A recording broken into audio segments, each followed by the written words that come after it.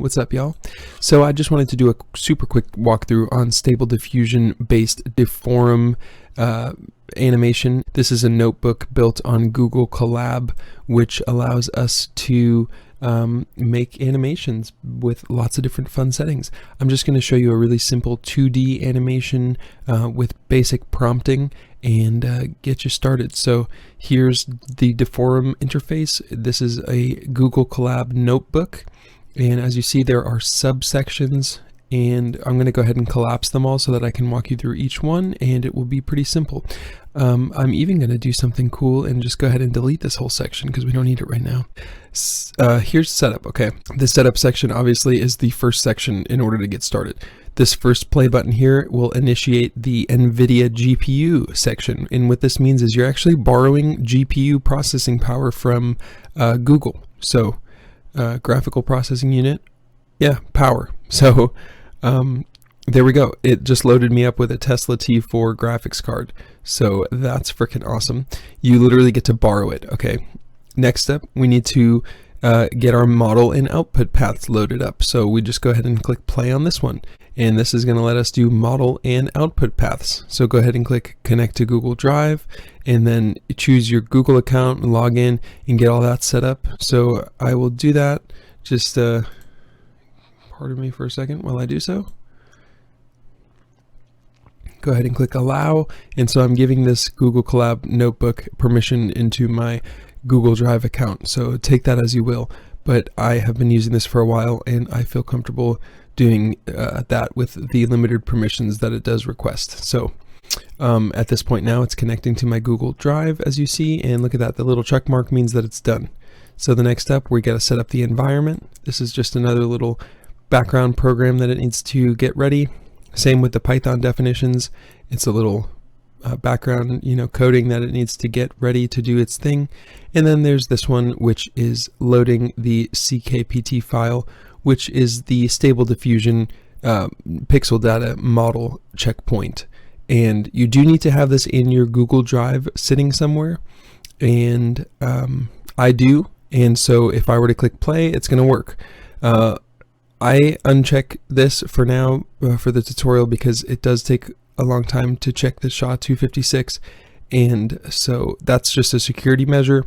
I unchecked it because I know what's going on, and I just want this to load faster for the tutorial. So the most important thing is that you have, out of all of these so far, the most important thing is that you have this checkpoint downloaded and placed in your Google Drive folder somewhere, ready to be read, because when you hit play, it's going to start looking for that. It does these in order. So I clicked on this one first, and then next up it has these ones queued. Okay, so it's finishing this. Once this one's done, it's going to move to this one. It does it in order, like I said. See, now it's doing the Python definitions. This one should be quick, and then it will start doing this. Yep, and then as you see, it found my CKPT file right there in my drive. And so now it's loading the model from it. We have successfully done the setup tab. So now on to the next tab, settings. These are all of the animation settings for your animation that we're going to be dealing with. And it can look a little bit overwhelming, but there really aren't that many settings when you see what's going to happen. So the first little drop down is what kind of animation mode are we doing? I'm teaching you guys 2D today. So let's click on 2D animation mode.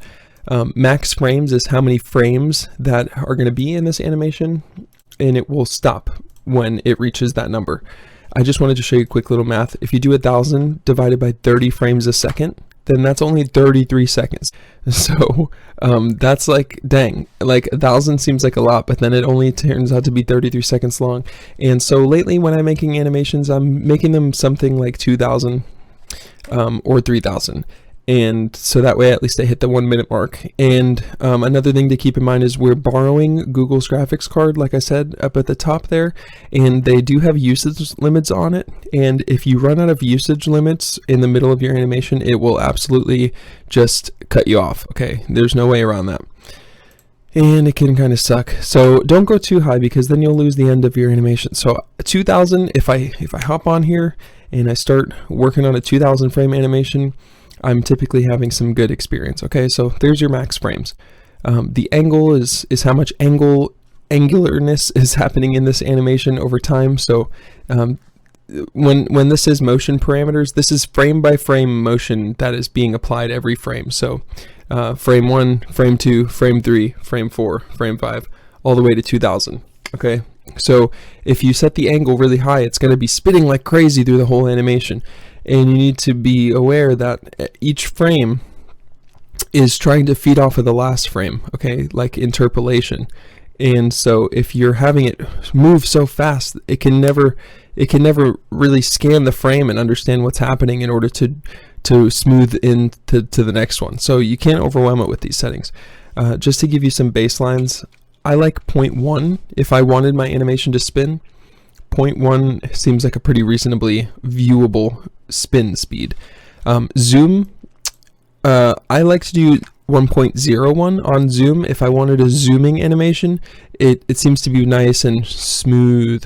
If you go too strong, it's just zooming so fast that it has no chance to understand what's happening in the picture, and it's having a hard time to put clear details in. So like the Z translate will have you moving along like the Z axis, for example, or Y. So if you're like doing like a tower climb animation, it's really cool to be able to translate upwards.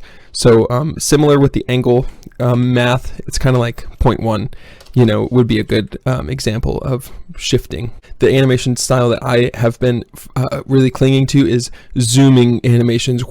Okay, so something to consider. Anyway, the rotation is only for 3D mode up at the top there, so these ones get ignored. Flip 2D perspective is, you can kind of tell. I never use that one just because I don't need to flip anything right now, personally, but experiment with it if you will. And then same with all these ones. These are honestly like extra. And they're set to like these weird exponential numbers here. I just go ahead and set those to 0 because I don't want anything weird happening, okay? So I'm setting those to 0. The noise schedule is how much noise it will sprinkle on each frame. And the reason that that's good is because sometimes if you're not sprinkling any noise, then it's not going to add the opportunity to add extra details in. And so definitely sprinkle some noise. The default setting seems to work pretty good for me. The strength schedule is how much power the previous frame has on the next one. So if you set it all the way to 1, then the last frame is going to have exclusive power over the next one. Okay, you're not really allowing any room for it to change. Same with 0.99. Okay, and I have even found that even something like 0.8 can be pretty strong. Sometimes so strong that you only got 33 seconds if you're doing 1,000 frames to make a smooth, cool little animation with a lot of content in it. And if you're just making each frame stuck to look like the last frame, then by the time your 33 seconds is up, it's barely have changed scenes yet. Okay, so I've been going somewhere around 0.5 to 0.75, depending on what I'm making. So for this tutorial, I'll do 0.5. I'll do 0.55 just to be safe. Okay, the contrast schedule is, you can imagine the contrast coloring, the contrast kind of, which is actually a lighting feature, and how much it's able to change over time. So that's a good one, but I just always leave it at 1. The color coherence is very important. You can create this rule to where every frame will always have this rule where it will match the frame, the very first frame ever, so frame 0. It will either match the RGB, meaning the red, green, blue. It will either match the lab, meaning the lightness, and then the blue, and then the green is what those ABs mean. And then the HSV is hue, saturation, and whatever the V stands for. It's slipping my mind right now. So these are really nice because you can, if you choose RGB, then it guarantees that even frame 2000 is going to have the same kind of red, green, blue balance that even all the way at frame 1 had. Okay, so it really makes for like a nice. Then the diffusion cadence here is kind of like a step over rule. So it'll create frame 1. If you have this set to 1, it'll create frame 1, then it will create frame 2, then it will create frame 3, then it will create frame 4. Okay, but if you have it set to 5, it'll create frame 1, then it will create frame 5, then it will create frame 10. And in the middles, it it creates in between frames that kind of interpolate and make it smooth. And so the higher that you have this set, the more that it's going to be bold, basically. It's going to skip all the way from frame 0 all the way to frame 8, and then the ones all in between just kind of get auto-filled. So it depends on how much you're willing to give up the possible control over each and every frame, at the cost of it speeds it up a lot. So, you know, imagine how much faster it is. It's 8 times faster, you know, if you set it to 8 to skip a bunch of frames in between. So I hope that makes sense. It does fill in the in-betweens though, if that makes sense too. It doesn't just go from frame 0 to frame 8 and that's how your animation looks. It goes and it creates little in-between ones. So you might be wondering, well, what's the difference? It's because those in-between ones are less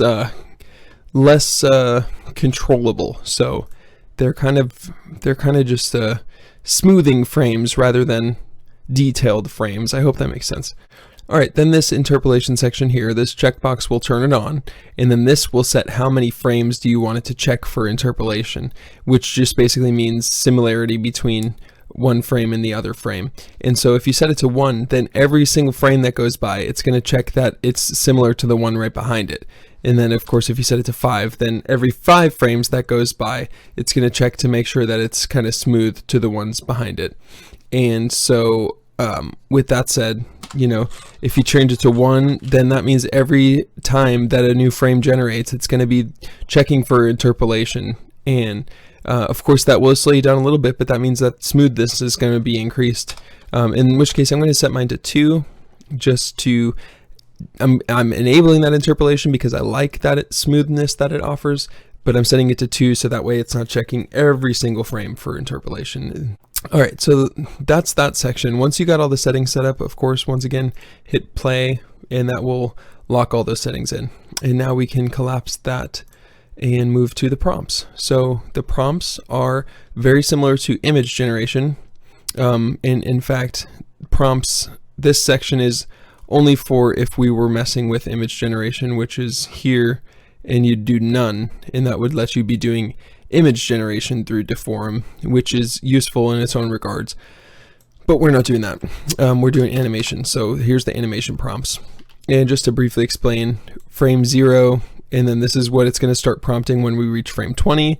This is going to be what it starts prompting when we're at 30, and then 40, and so on. So if I were to change this to like 50, 100, and then like 150, and then another idea is a prompt at 0, 250, 500, 750, and then let's say like 1,000.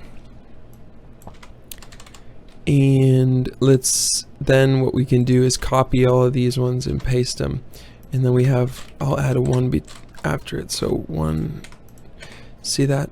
And then this one would be 2,000, but here's the thing, the animation ends at 2,000, and so it wouldn't ever catch this one anyway. So just to explain once again, so at frame 0 it's going to be prompting for this, and it will keep prompting that until it gets a new command, which is at frame 250, where it starts prompting this instead, okay? And then it will keep prompting that until it reaches 500, where it will prompt this instead, okay? And so on and so forth. So with that said, you just want to make sure that you have a nice idea for your animation. So, and then let's do a boomerang. I just figured it's almost the same shape, so whatever. All right. So yeah, that's my prompt. Now let me tell you, this is the most unthoughtful prompt I've probably ever ran through here, and so this is just for the tutorial, okay? So go ahead and hit save, and so boom, there we go. We got all the setup stage done, and then we got all the settings stage done, so now it's time to run, the most exciting part. Run it. And just ignore this part for now because that's much later. So now we are in the run settings, and here's where you get the chance to choose the width of your video. The bigger the width and height, of course, then the more that each frame takes to generate. I like to do 512 by 960, actually 540 by 960, because that's exactly 1080 by 1920 cut in half, which is a vertical video, okay? So like for TikTok, but cut in half. The seed is just, you know, the seed that the image gets rendered on, you know, for pixel data. If you leave it on random, then every frame that it generates is going to get a random seed. But over here you see seed behavior, and it's on iterate, so it knows to try to keep the seed near similar ones. If you were to hit random, then it really would be random. So even though it's random here, really what that means is it's random at the start, and then the iteration function keeps it consistent. Okay, if you did fixed, then it would keep it, definitely it would keep it consistent. It would keep it stuck at that same one. At least on iteration or iterate, it does allow the seed to change through the frame by frames as needed, but it makes sure to keep similar seeds that work well with each other. So that's kind of the cool thing, and that's why that's the default setting, and it's also the best setting. So anyway, let's keep going from the top though. The sampler, that's just the algorithm that samples. The steps is how many sample steps it gets. In other words, how much noise gets sampled or denoised over and kind of cooks your image each frame. And so you don't want to overcook your image. 50 actually seems kind of high to me. I typically turn it down to 30. The scale is how much flexibility you give the pixel data to be flexible, if that makes sense. So in other words, if you're making an image of fruit, okay, and it looks like a realistic photograph of a strawberry, but you have the scale turned all the way up to like 30, it might allow some clip art of a strawberry to sneak in there sometimes, even though those two types of pixel data don't typically be are not found together, if that makes sense. So the higher the scale, the more you're allowing pixel data that does not typically go together to go together.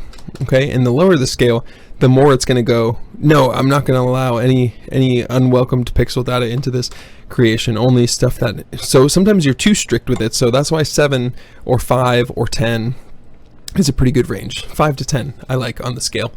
So anyway, 7 is the default, and that's what I'm leaving it at. So there we go. I always ignore this setting. I could probably figure out what it means, but I don't really care. So yeah, I also leave all these ones always how they are. Normalize prompt weights, that's totally fine. Display samples, I do like to see the samples. Save the settings, sure, yeah, I like all that stuff. Okay, this is important. The batch, I just do one batch of this animation. I mean, that's how much runtime I have anyway with the graphics card, you know, borrowing. So the batch name is what it's going to name the folder in your Google Drive. So I always like to name it whatever this new animation is. I'll call it tutorial animation. I leave that the same. There's the seed behavior that we talked about earlier. Making it a grid is, I believe that it is probably for the preview that you get to see, but it could also put your animation into a grid. So I never checked that. But if you need a grid, then there you go. Feel free to test it out. Using an init, it's called, using an init. This is just basically loading in a file for the frame 0. Okay, so you're, in order to give it something to start from. Otherwise, it's just starting from your prompt and it's generating a random image. But you can force it to start at frame 0 on whatever image you'd like it to. You can even provide a link, as they did here, or you can upload it to your Google Drive and you can provide the Google Drive link. So whatever you need to do, you can load in an init image, and then you can choose the strength that it comes through to. So on frame 0, so if you put 1, it's going to be full strength your init image, guaranteed 100%. Frame 0 is going to be fully your first image, and then moving on from after that, it's going to be applying settings to change it, which we set up here. For example, this strength setting, right away on frame 1, it will be 55% of the original image. And then the other 45% will be just kind of generated randomly, which based on interpolation settings, based on this matching coherency, that's how it's going to determine what the second frame and so on is going to look like. So I hope that makes sense. Anyway, I'm not going to use an init this time around because I want it to just generate a random image of at frame 0 of a beautiful strawberry trending on ArtStation. So with that said, we've pretty much already, here's masking. So you're able to load a mask file and put it over the animation, which essentially means you're blocking out a section of the animation from getting generated over. So an example would be like putting a square mask over the corner of your animation, and you leave that there the whole time to make sure that nothing ever gets generated over that little square. You know, there's some good ways to use a mask. There's actually some great ways to use a mask, but in this tutorial, I'm not going to use mask. Anyway, so with that said, yeah, we got all the settings set up. So you just hit run and it just starts creating your animation. So we scroll down, we see everything starting. And yeah, we just kind of let the first one cook. And as you see, it does need to make it all the way through the first 30 samples. As you see up here, the steps we have set to 30, so it goes through 30. But after that, it starts to rely on the strength that we have up here. So in theory, the next one would only need 45%, you know, more. So if you look at frame 2 getting generated, see how it only needs 13 steps now. So it's much quicker. Now you'll also notice that if we scroll all the way up on my diffusion cadence for this tutorial, I hit 8, which is not something I normally do. I did that so that it's going to be taking 8 steps over the frames and then filling in the in-between ones. And so in other words, it's a little bold to just go ahead and skip 8 frames and then algorithmically fill in the 7. But it is much quicker because, as you see, I'm already on frame 32 of this animation. So I know it might be hard to tell what's happening right now, but each time that it creates frames, it's skipping 8 of them and going ahead and just creating the 8th one. And then it algorithmically creates the 7 in between based on the differences between, you know, the first one and the 8th one. And the way that it's zooming is because I set the zoom setting up here, as you remember. And it would also start slowly turning because I have the angle set up there too. So if you were to look closely at it, you know, if I stop moving, then every frame that comes, it does zoom in closer and closer. It also will start rotating as well. So with all that said, right now it's just going to be zooming in on this strawberry until frame 250, and then it's going to start turning into a raspberry. So yeah, basically you just let that run all the way until you get to 2000. Now, if you do start to realize that you don't like it, like right off the bat is probably better, because you can hit stop and you can go adjust your settings and you can try again. And then you're going to have, you know, like a folder now called tutorial animation that's full of like junk pictures that you didn't end up liking. I mean, you can just change it to 2 now, and then it will create a new folder for next time that you hit run, you know, or you could just hit run and just ignore that you have some junk ones in the beginning. You can just manually delete them out later, which leads me to the next point. As these are generating, it's filling up your drive folder, and then these are all these ones, and here's tutorial animation, and these are where they're all getting stored. And this is a cool place that you can do something like this, where you can actually click on the first one and you can use the arrow key to view them. And let me just tell you, once you view it once, okay, let me show you. Once you view it once, then it actually loads it. So then you can go back and do it again. Do you see that? So see that? It looks pretty cool and nice and smooth. Not too bad for skipping 8 frames at a time. Now my worry would be that as it's zooming in here, it's starting to fade into nothingness, and it's still trying to be a strawberry because that's the only prompt it has right now. Because all it has is yeah, strawberry until all the way up to frame 250. And that's why it's nicer to add in more frames closer together. So like I should have probably added, you know, at 125 there should be something, and then at, you know, 375 there should be something, you know what I mean? The other great feature is this one right here, create video from frames, and this will actually let you come here and pick an FPS and then hit play, of course, and it will actually take all those images and smush it into an MP4 video, as you see here, the image path and then the MP4 path. So this is really cool. It only works after the animation is like this cell is stopped running. Then you can hit play on this one, and it's gonna make the video for whatever one you just created last. Okay, you don't really have very good control over like this tool. You need to make sure that you use it immediately after you generate your thing, that it's like ready to go and you hit play and you go ahead and let it run and create your video. Otherwise, I've had some kind of bad experience with it where I need to just end up going and downloading the whole zip file and going into a video editor and smushing them all together at like a low duration. That way it creates a stop motion sort of video for me. But when this tool does work, it's great. So you can either set it to 30, YouTube supports up to 60 frames a second. Yeah, anyway, I really appreciate you all watching this video, and I hope it was helpful. And if you'd like me to create a video on how to use this exact same notebook, but to input a video and make frame by frame animation on your input video, then let me know and I will do that too. So anyway, thanks for watching and have a great one.